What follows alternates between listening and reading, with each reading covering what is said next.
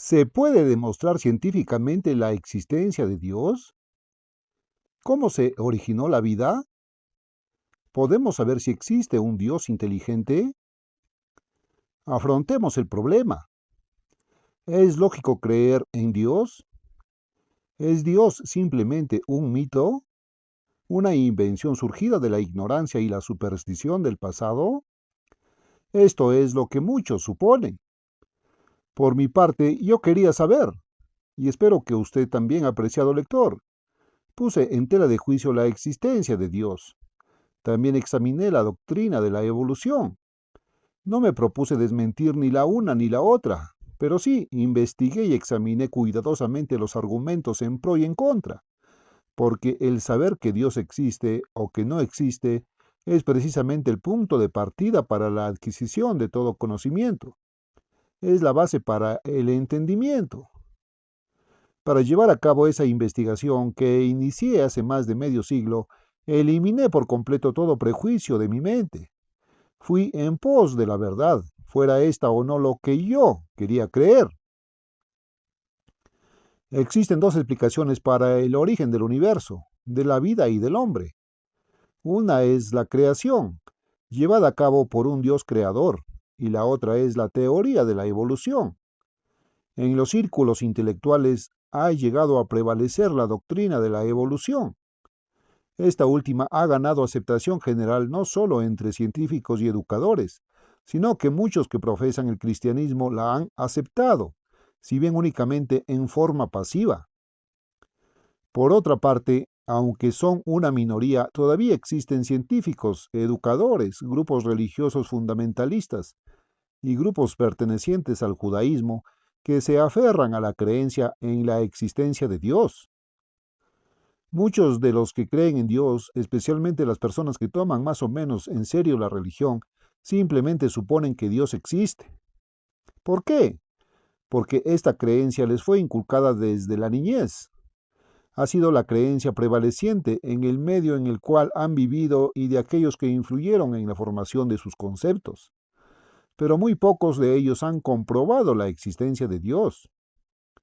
Por otra parte, quizá la gran mayoría de quienes aceptan la evolución, al menos en forma pasiva, simplemente la han aceptado por ser lo que han aprendido en la universidad, pues la evolución se ha convertido en una moda intelectual.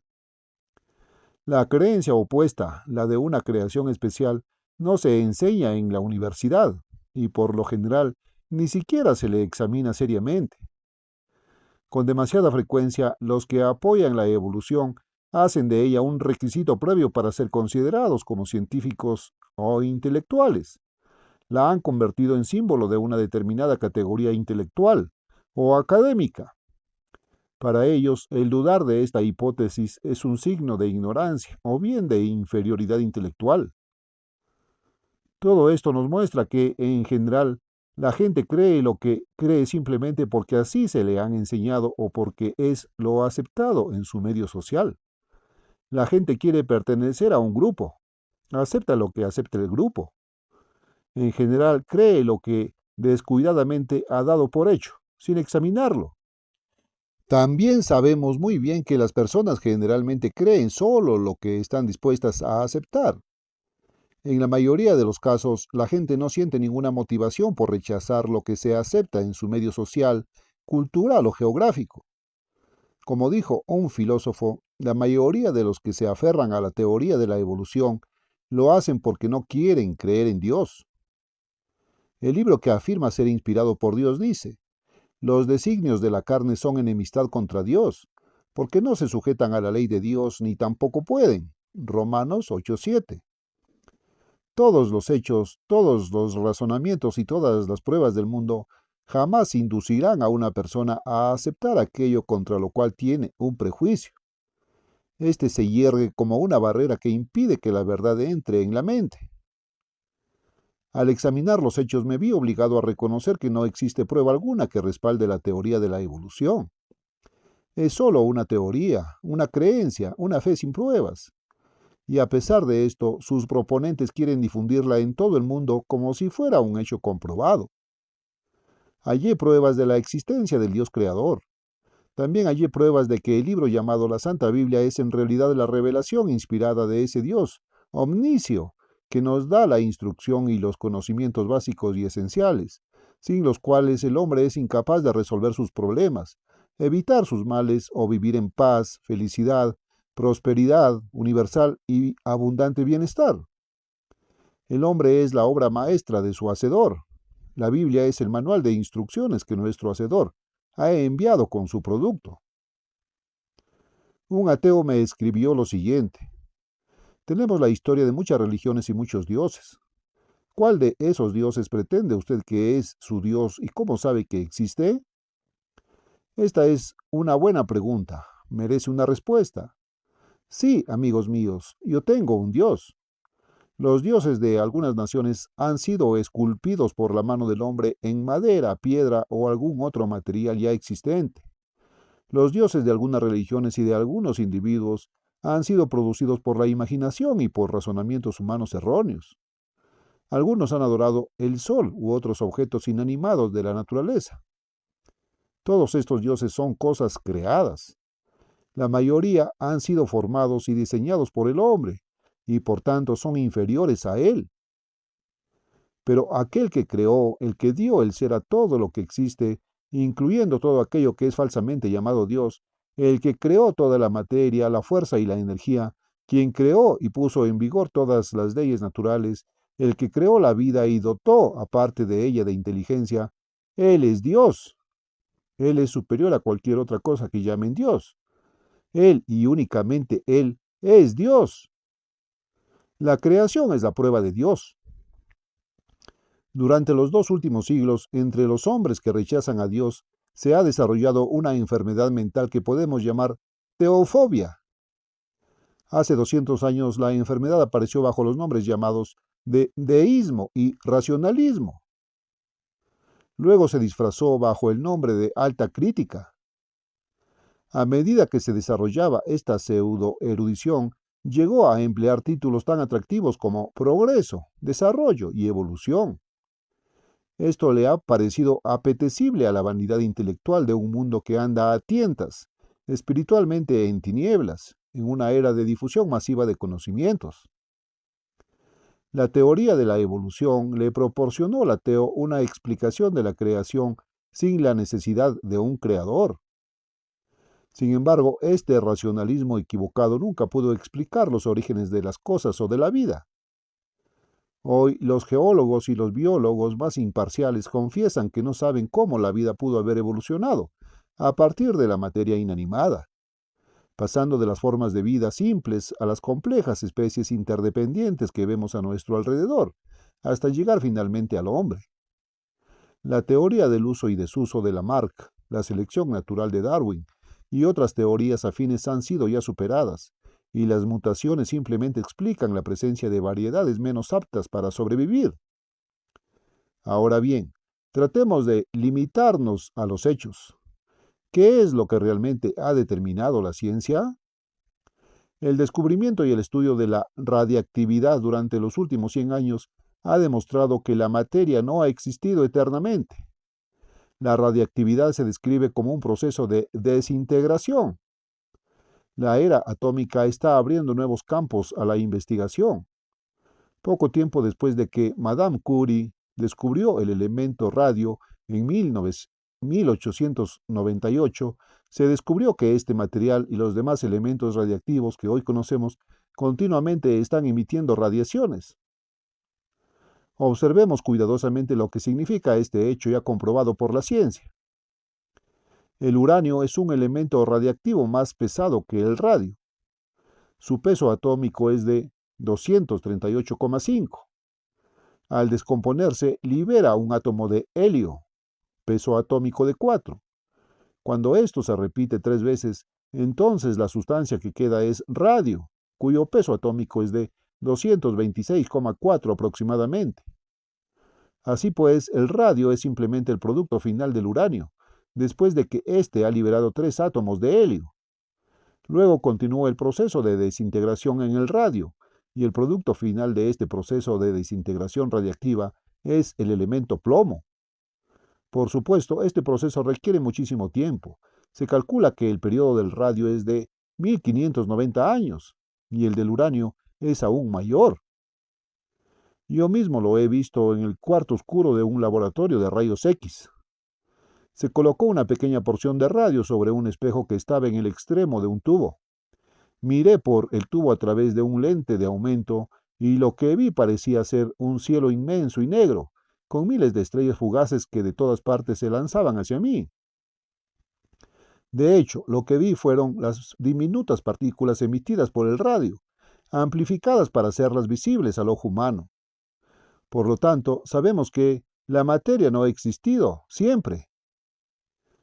Los elementos radiactivos que existen hoy todavía no han existido lo suficiente como para agotarse en su proceso de desintegración y quedar convertidos en plomo. De haber existido siempre, sin tener un comienzo definido en el pasado, este periodo de vida o existencia de los elementos radiactivos hubiera cesado hace mucho tiempo, y todos los elementos radiactivos ya se hubieran convertido en plomo.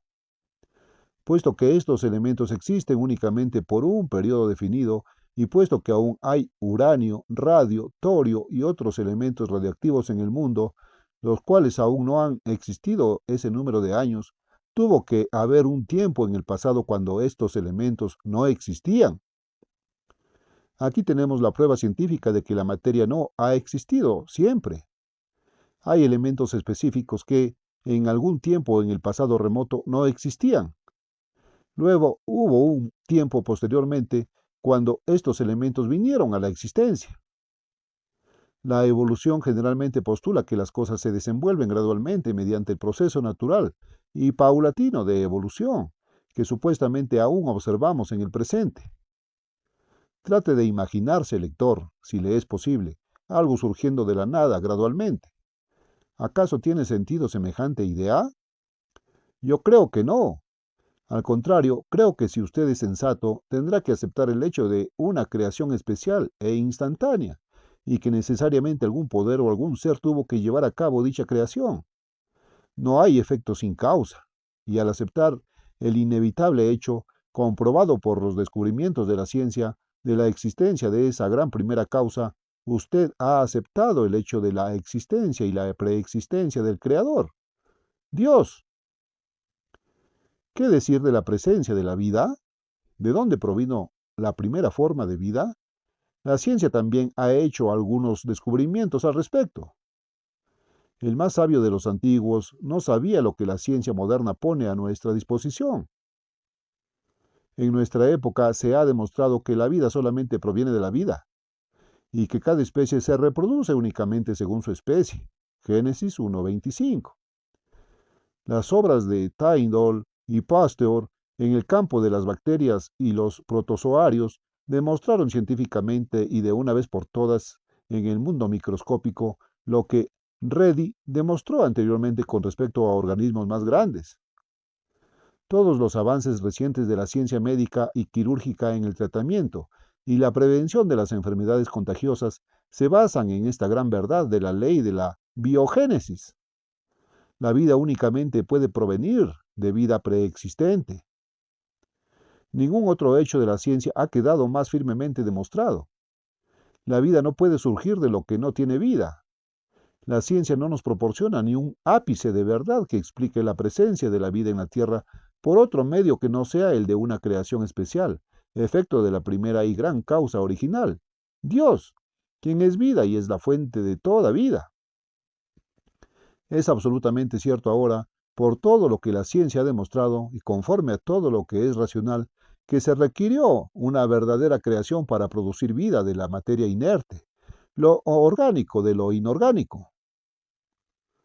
Uno no puede negar racionalmente la existencia de mi Dios, a menos que pueda explicar el origen de la vida sin un creador quien, él mismo, es vida.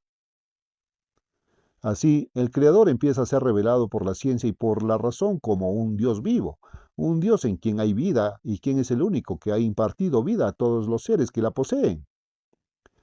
Podríamos seguir mostrando que lo descubierto por la ciencia acerca de la energía y su origen y las leyes de la conservación de la energía también comprueba, sin lugar a dudas, que las obras suyas estaban acabadas desde la fundación del mundo. Hebreos 4:3. Es decir, que la creación material es una obra completa y terminada. No se está llevando a cabo en la actualidad. Examinemos ahora si esa gran primera causa es un ser inteligente o solamente una fuerza ciega e irracional. Miremos a nuestro alrededor. Reconocemos que la mente humana recibe conocimiento solo por medio de los 5 sentidos. De manera que ahora yo le pregunto, apreciado lector, ¿sabe usted de algo que sea superior a la mente humana? Observemos los planetas que giran en sus órbitas en el espacio. Observemos el universo entero en todo su esplendor, con sus soles, sus nébulas y galaxias. Sí, estos son objetos inanimados. No tienen mente ni inteligencia. No pueden hacer lo que el hombre puede hacer: pensar, razonar, hacer planes y llevarlos a cabo según su propia voluntad particular. La mente humana puede conocer, pensar, razonar, hacer planes y ejecutarlos. Puede inventar y producir instrumentos con los que le es posible investigar el vasto universo o estudiar la más diminuta partícula. Con el desarrollo de naves espaciales y computadoras, el hombre ha sido capaz de enviar astronautas a la Luna y traerlos nuevamente a la Tierra, sanos y salvos. Puede hacer que los ríos fluyan en dirección opuesta y aprovechar las fuerzas de la naturaleza poniéndolas a su servicio. Y ahora ha aprendido a desencadenar la energía del átomo y a utilizar un poder tan descomunal que finalmente cuenta con la capacidad de aniquilar todo lo que tiene vida sobre la faz de nuestro planeta. Pero hay una cosa que ningún hombre ha logrado hacer. No puede construir, fabricar, producir o crear ninguna cosa que sea superior a él mismo. El hombre puede tomar materiales existentes y con ellos construir una casa. Un automóvil es casi una cosa viviente. No obstante, la inteligencia y los poderes necesarios para inventarlo y producirlo son superiores al objeto producido. Si yo le insinuara que algo que usted pudiera inventar, fabricar, construir o traer a la existencia podría ser superior a usted y a su mente en inteligencia y habilidad, ciertamente sería una afrenta a su inteligencia. Ahora bien, permítame preguntarle con toda franqueza: ¿cree usted sinceramente que algún poder o fuerza de menor inteligencia que la de su mente lo produjo a usted? Si usted no cree en mi Dios, entonces solo le queda la alternativa de creer que algo inferior a su inteligencia lo produjo a usted, que la inteligencia que usted tiene fue producida por una fuerza irracional, sin propósito y sin inteligencia. La única posibilidad racional es reconocer que la presencia misma de la mente humana es la prueba de que la gran primera causa es también la suprema inteligencia, cuyas habilidades son infinitamente superiores a las del hombre mortal. Suponga que usted pudiera agregar a sus poderes de razonar, planear y diseñar el poder mismo de crear, de tal manera que pudiese proyectar su voluntad en cualquier dirección para producir y traer a la existencia cualquier cosa que su mente planeara y deseara. Luego, suponga que se propusiera diseñar, crear, dar forma y poner en movimiento un universo cósmico sin límite, con planetas, soles, nébulas y galaxias en todo su esplendor, siendo cada una de estas vastas unidades de la misma complejidad que el universo existente. En uno de estos planetas usted planearía y produciría todas las formas de vida que habitan el planeta Tierra, y no quiero decir reproducir, ya que no existiría el universo actual para ser copiado. Habría mundos dentro de ese mundo, llegando hasta las más infinitésimas partículas de materia que ni siquiera podemos ver con la ayuda de los microscopios más potentes. ¿Cree usted que su mente podría realizar semejante empresa? Deténgase a reflexionar. ¿Le parece racional creer que algún poder o fuerza que carezca siquiera de la inteligencia humana pudiera haber planeado, diseñado, creado, formado, integrado y puesto en movimiento el increíble universo que contemplamos? Por tanto, la gran primera causa que creó la materia queda revelada como la suprema inteligencia y el arquitecto del universo. Miremos otra vez a nuestro alrededor. Vemos seres humanos compuestos principalmente de ciertos elementos específicos, materia orgánica viviente. Estos elementos vitales deben ser suministrados y sustentados con alimento, agua y aire. Ningún hombre con todo su ingenio y sus instalaciones científicas de laboratorio puede producir alimento. Es decir, no puede tomar materia inorgánica y convertirla en la sustancia viviente que llamamos alimento. Pero algún poder, fuerza, inteligencia o ser, de alguna manera y en algún momento inició el proceso, un proceso demasiado maravilloso como para que un hombre pudiese diseñarlo o producirlo. Y es así como del suelo crecen el pasto, las legumbres y todos los demás vegetales, plantas y árboles frutales, cada cual con el poder inherente para reproducirse según su especie. Y esto es muy bueno. Cuando se siembra un granito de trigo en la tierra, nace una planta que se desarrolla de una manera demasiado maravillosa para ser comprendida o imitada por la mente humana. Los elementos absorbidos del suelo a través de las raíces son aprovechados por el germen de la vida en la semilla y luego aparecen nuevos granos de trigo. Durante este proceso, el hierro inorgánico y otros elementos presentes en el suelo, habiendo sido absorbidos por las raíces y trasladados hacia el nuevo grano de trigo, han sido convertidos en materia orgánica que puede ser asimilada como alimento. Y este mismo proceso maravilloso tiene lugar en la germinación de todos los granos, vegetales, frutas y alimentos que salen de la tierra. Cuando comemos carne, tan solo estamos consumiendo de segunda mano la vegetación que consumió el animal. El hombre, con todos sus conocimientos, sus laboratorios científicos y todo su genio inventivo, carece de la inteligencia y los poderes para producir un solo grano de trigo, o para convertir la materia inorgánica en alimento vivo. Es entonces razonable afirmar que existen fuerzas o poderes sin inteligencia que hayan sido capaces de producir este milagro viviente que es el alimento. ¿Acaso no fue una inteligencia infinitamente superior a la del hombre la que diseñó, creó y nos proporcionó toda esta maravilla? Comparemos ahora la sabiduría y la inteligencia del hombre con la de Dios, quien trajo todas estas maravillas a la existencia y las mantiene en funcionamiento. El grano de trigo que Dios hace nacer de la tierra es un alimento perfecto. Pero, como es el caso con otros dones perfectos de Dios, el hombre no sabe valorar la inapreciable perfección del Dios omnisapiente, y pretendiendo mejorar la obra del Creador, la pervierte, la contamina y la mancilla. Al parecer, todo producto perfecto de Dios que el hombre ha tocado, lo ha desvirtuado, contaminado y echado a perder. Así ocurrió con el indefenso grano de trigo. Millones de toneladas de trigo sano y saludable entran en los molinos de invención humana. En estos, el hombre, supuestamente inteligente, lo desintegra, le quita los 12 componentes minerales de reacción alcalina y a cambio produce para el consumo humano sacos de harina blanca, un carbohidrato de reacción ácida, con blanqueadores venenosos agregados. De esto, la población humana fabrica pan blanco, galletas, postres, macarrones, pastas, salsas, etc., frecuentemente mezclando la harina con azúcar blanco refinado y grasas, una combinación que con el tiempo garantiza la ruina de cualquier estómago. Sí, los refinadores hacen lo mismo con el azúcar, y casi todos los alimentos que se venden para el consumo en los supermercados han pasado por las fábricas del hombre y han sido sometidos a sus procesos, hasta quedar desprovistos de sus propiedades nutritivas y convertidos en venenos de acción retardada.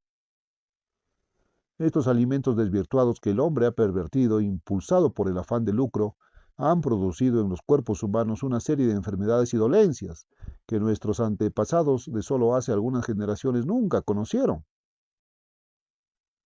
El resultado, hoy muchos mueren antes de su tiempo por padecimientos del corazón, otros mueren de cáncer, la población sufre de reumatismo, artritis, diabetes, enfermedades de los riñones, anemia, catarros, fiebres, pulmonía y miles de otras enfermedades. Respondemos con entusiasmo a los anuncios de dentífricos y cepillos de dientes y frenéticamente nos cepillamos los dientes. No obstante, nuestra dentadura sigue llenándose de caries y perdemos nuestros dientes a una edad temprana por falta de calcio y flúor en nuestra dieta. En la actualidad, muchas personas no son sino glotones desnutridos. Nos atiborramos de masa, matando al mismo tiempo de hambre nuestro cuerpo al privarlo de las vitaminas y minerales esenciales. Después de todo, parece que el hombre no es tan inteligente como se cree. Asimismo, el Dios que creó esta tierra y toda su vegetación nos ordenó que dejáramos reposar la tierra cada séptimo año. Sin embargo, el hombre es demasiado codicioso para obedecer. Por esta razón, nuestros campos están agotados y los alimentos naturales como las zanahorias, las remolachas y los nabos carecen de las vitaminas y los minerales necesarios. Y las compañías farmacéuticas se enriquecen vendiendo vitaminas en forma de pastillas. ¿Cuál inteligencia es superior? ¿La del Dios que suministra todo lo que necesitan los seres vivientes o la de los humanos codiciosos, avaros, necios que rechazan a Dios y que, en su afán de obtener mayores ganancias y lujos para sí, les han robado las propiedades saludables y nutritivas a los alimentos que Dios creó y nos obsequió? Para medir el tiempo de mis programas de radio necesitaba un reloj muy exacto con un cuadrante bien claro. El único tipo que llenaba los requisitos era un reloj de ferrocarrilero, el cual obtuve y aún tengo. Es un reloj de 23 rubíes, el más fino de su tipo. Sin embargo, no marca el tiempo perfectamente. Una o dos veces a la semana tengo que ajustarlo 1 o 2 segundos si quiero estar seguro de su absoluta exactitud. Lo ajusto con el reloj magistral de mi ciudad o de cualquier ciudad. Con todo, aún estos relojes magistrales no marcan el tiempo perfectamente. Una o dos veces a la semana deben ser ajustados 1 o 2 segundos por medio del telégrafo, conforme al reloj magistral de la nación que, en mi caso, se halla en el Observatorio Naval de Washington, Estados Unidos. Pero este reloj magistral tampoco es perfecto. También tiene que ser ajustado y corregido de vez en cuando. Sí, lo ajustan los astrónomos de acuerdo con el reloj magistral del universo.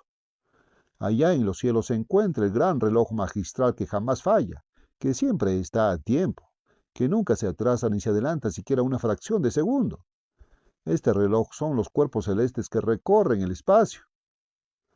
Ahora, apreciado lector, si le mostrara mi finísimo reloj de 23 rubíes y le dijera que, después de todo, no fue armado en una fábrica, que de hecho ni siquiera fue diseñado, planeado y armado por ningún relojero, que simplemente ocurrió que las menas de hierro surgieron por sí solas de la tierra, se depuraron ellas mismas, se formaron y moldearon a sí mismas hasta adquirir la forma de pequeños engranajes, resortes y otras piezas, que el silicio salió espontáneamente de la corteza terrestre y que se transformó en el cristal del cuadrante, que la caja de oro se acrisoló y se moldeó a sí misma, que los engranajes, los rubíes y los cientos de diminutas piezas se ensamblaron ellas mismas en esa caja, se dieron cuerda y se pusieron en movimiento, marcando el tiempo casi perfectamente. En fin, si yo tratara de hacerle creer semejante historia, seguramente me diría que estoy loco o que soy un necio. ¿No es cierto? Por supuesto. Usted sabe que la presencia de ese reloj es una prueba racional y evidente de la existencia de un relojero, o de varios relojeros, quienes lo planearon, diseñaron, formaron, ensamblaron y le dieron cuerda para que empezara a funcionar. Seguramente algún escéptico, al elevar su vista hacia el vasto y majestuoso firmamento y al observar el reloj magistral del universo que jamás falla siquiera por una milésima de segundo, el reloj perfecto mediante el cual ajustamos constantemente nuestros relojes imperfectos hechos por el hombre, dirá, todo esto simplemente sucedió al azar. No hubo un gran relojero. Ninguna mente magistral ideó, planeó y trajo a la existencia ese vasto universo. No colocó a cada estrella y planeta en su lugar preciso, ni puso en movimiento la viriada de cuerpos celestes que recorren el espacio, cada cual en su órbita prescrita. No, el universo simplemente se diseñó solo, se armó, se dio cuerda y por sí solo se puso en movimiento. No hubo una inteligencia que lo diseñó, no hubo plan, no hubo creación, no hubo Dios.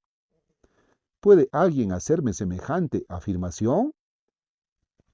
Si puede, le respondo que no puedo respetar la inteligencia de esa persona. Y el Dios a quien yo reconozco le responde. Dice el necio en su corazón, no hay Dios. Salmos 14.1 y 53.1. Si alguien puede mirar a su alrededor y observar cuán inteligentemente ha sido planeado y elaborado todo en la naturaleza y en el mundo vegetal y animal, todo lo que vemos a excepción de lo que el hombre, que rechaza a Dios y no quiere hacerle caso, torpemente ha estropeado y contaminado, y decir que duda de la existencia de un Dios creador omnisciente y omnipotente, entonces tampoco tengo mucha fe en los procesos de raciocinio de esa persona, ni en la sinceridad de su búsqueda de la verdad.